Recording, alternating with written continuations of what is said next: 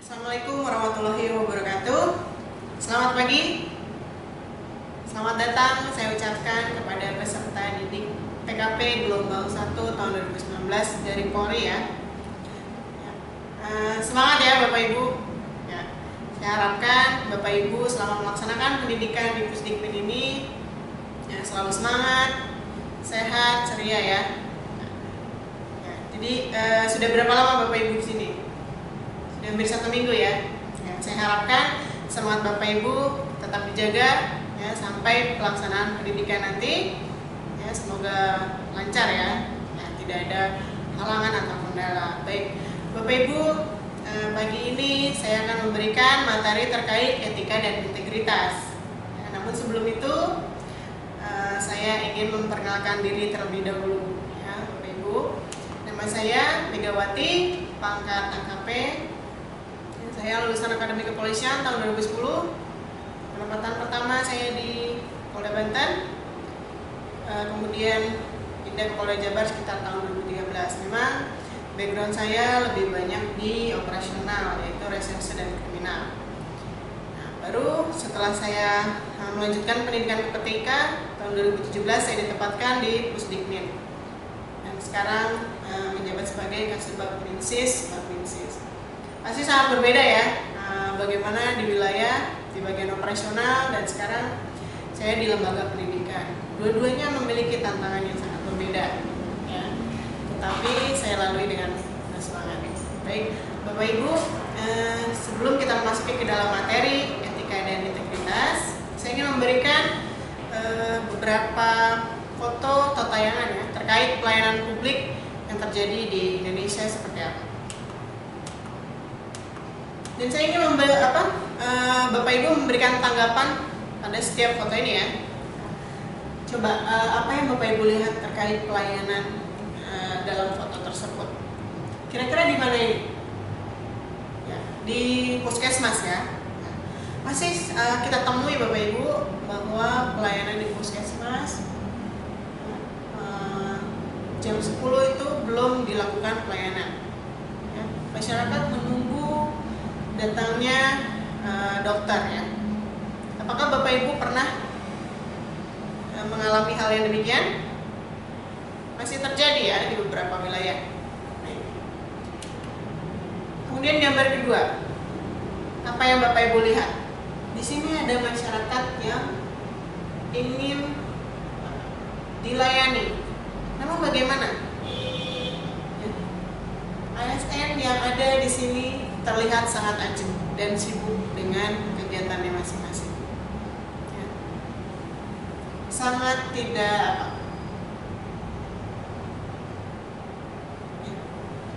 tidak responsif ya. Dan Bapak Ibu mungkin pernah mengalami, Bapak Ibu pernah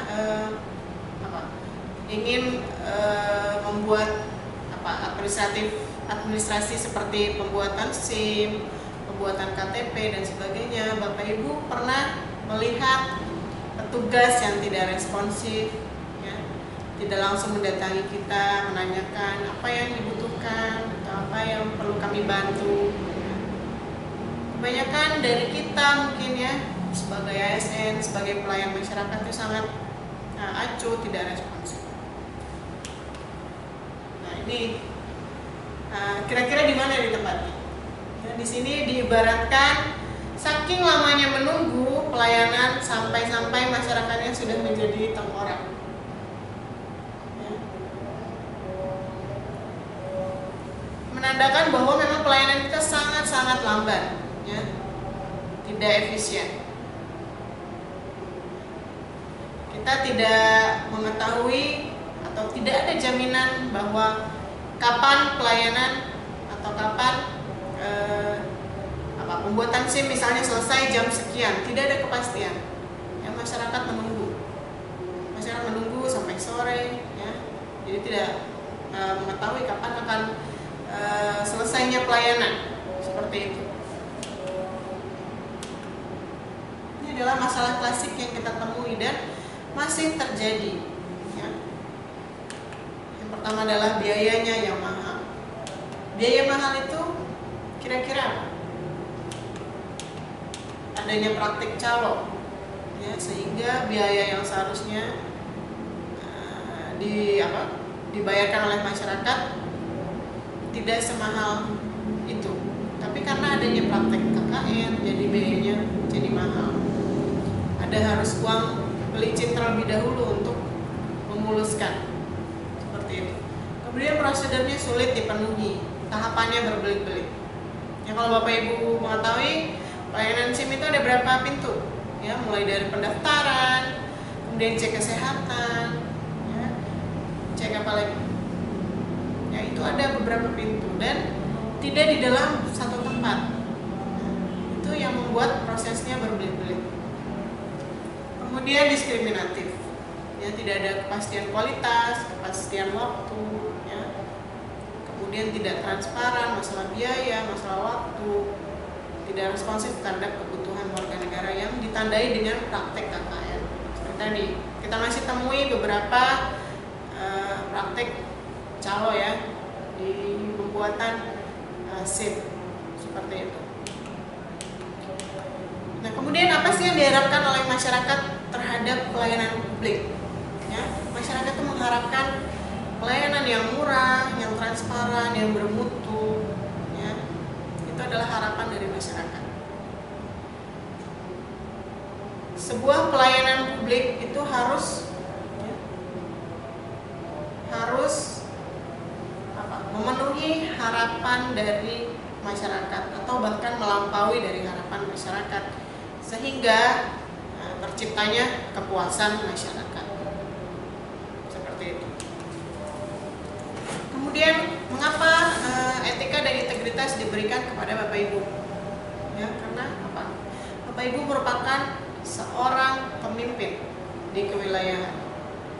Ya, pemimpin adalah figur bagi lingkungan, bagi organisasinya, bagi anggotanya, dan Bapak Ibu adalah sebagai pewaris teladan. Jadi apa tindakan yang Bapak Ibu lakukan yang menjadi role model bagi anggotanya. Nah, saya ingin tahu apa sih pemahaman etika, ya, yang Bapak Ibu pahami terkait etika itu apa?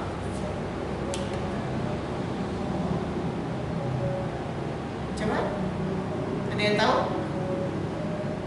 Ya, berdasarkan KBBI, pengertian etika adalah tentang apa yang baik dan yang buruk, serta tentang hak dan kewajiban, ya, moral atau akhlak.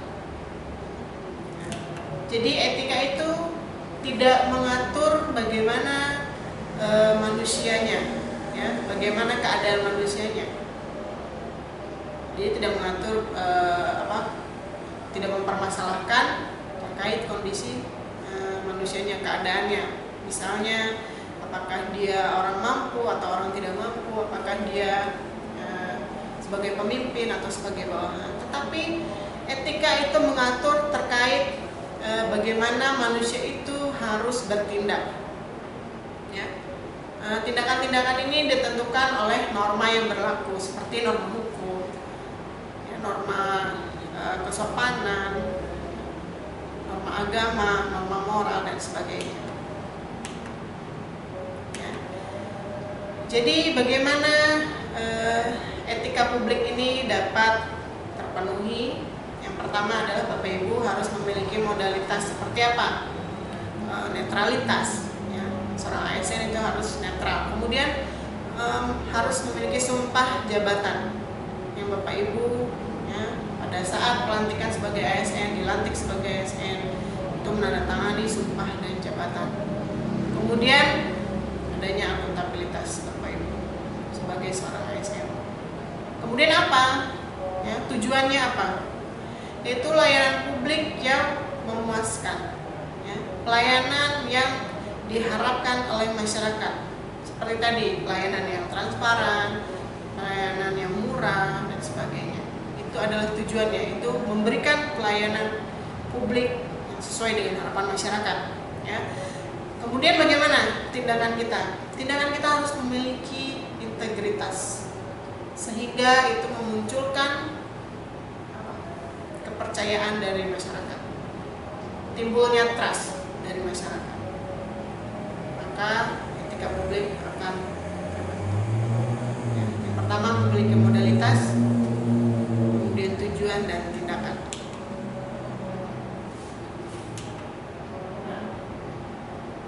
Bagaimana etika pelayanan publik?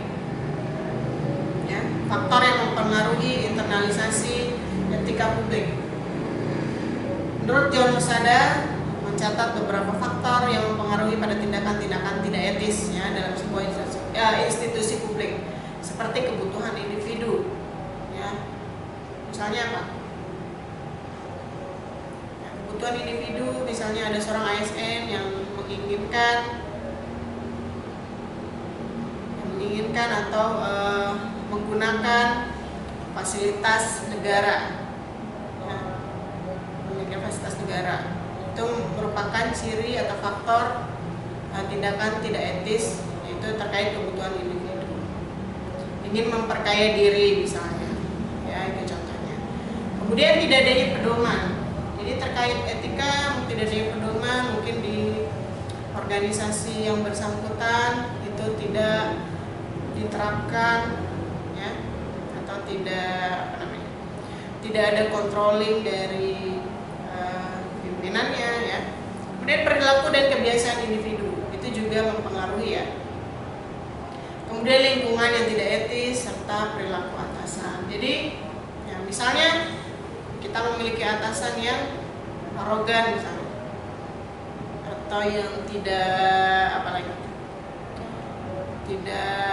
care ya terhadap bawahan. Nah, kita sebagai bawahan karena melihat perilaku atasannya seperti itu,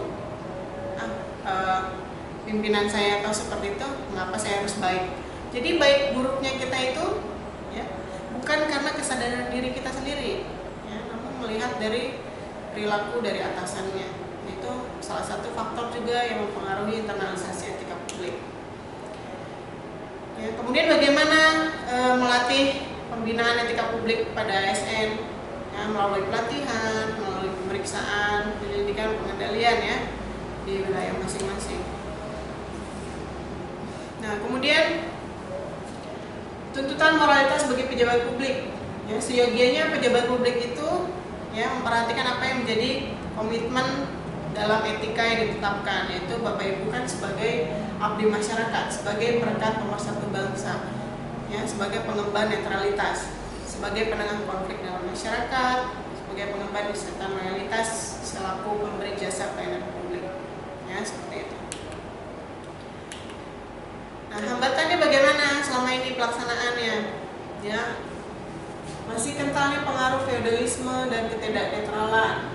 Masih maraknya gratifikasi, kemudian masih belum diterapkannya seleksi pejabat berdasarkan kompetensi. Mungkin Bapak Ibu ya, merasakan sendiri ya bagaimana penempatan jabatan di dalam kewilayahan ya, dalam organisasi Bapak Ibu di wilayah, bagaimana, apakah pengembangan karir ya, penempatan jabatan sudah sesuai dengan kompetensi selama ini. Apakah berdasarkan kepangkatan, senioritas, ya, atau kedekatan? Bagaimana prakteknya di wilayah? Apakah sudah sesuai dengan kompetensi masing-masing? Nah, itu menjadi PR besar bagi Bapak Ibu sekalian. Ya, kemudian kita sudah bahas mengenai etika ya. Nah, saya ingin Bapak Ibu sekalian membuat masing-masing 10 kegiatan ya terkait dengan tupoksi masing-masing di tempat Bapak Ibu bekerja ya. Dan kaitkan kegiatan tersebut dengan nilai etika publik. Dikerjakan masing-masing ya tugas perorangan. Nanti setelah dikerjakan kita akan bahas bersama ya, kegiatan-kegiatan Bapak Ibu yang dilaksanakan setiap hari ya, kemudian kaitkan dengan nilai etika. Nah, nanti sesi berikutnya saya akan memberikan penjelasan mengenai akuntabilitas dan integritas. Ya, baik. Mungkin untuk sejauh ini ada yang ingin ditanyakan? Ya, kalau tidak ada, silakan Bapak Ibu kerjakan dulu tugasnya ya.